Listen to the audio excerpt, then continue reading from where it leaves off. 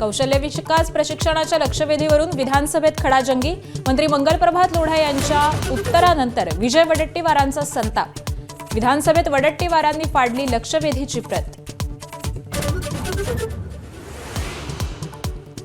विधिमंडळ अधिवेशनाचा आज शेवटचा दिवस. मुख्यमंत्री देवेंद्र फडणवीस अंतिम आठवडा प्रस्तावाला उत्तर देणार.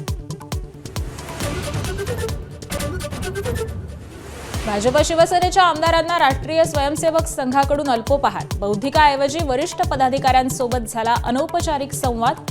शिंदे फडणवीसांचं अधिकाधिक एकत्र राहण्याचा प्रयत्न.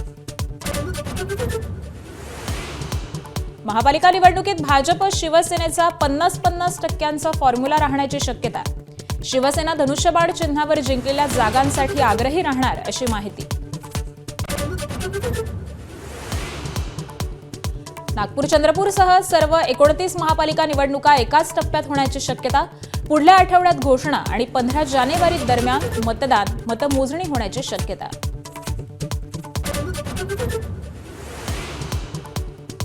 19 डिसेंबरला भारतात मोठा राजकीय भूकंप. मराठी माणूस पंतप्रधान बनणार. काँग्रेसच्या पृथ्वीराज चव्हाणांचं भाग्य.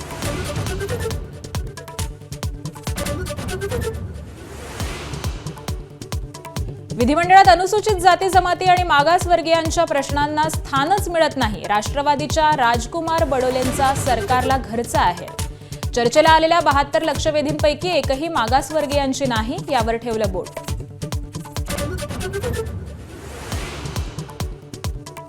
SIRच्या विरोधात आज दिल्लीत काँग्रेसची मोठी निदर्शनं. रामलीला मैदानावरच्या आंदोलनात राहुल, प्रियंका आणि खरगे सहभागी होणार.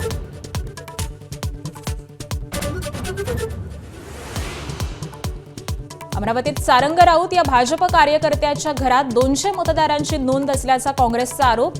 सारंग राऊत अमरावतीत राहत नसल्याची धक्कादायक माहिती.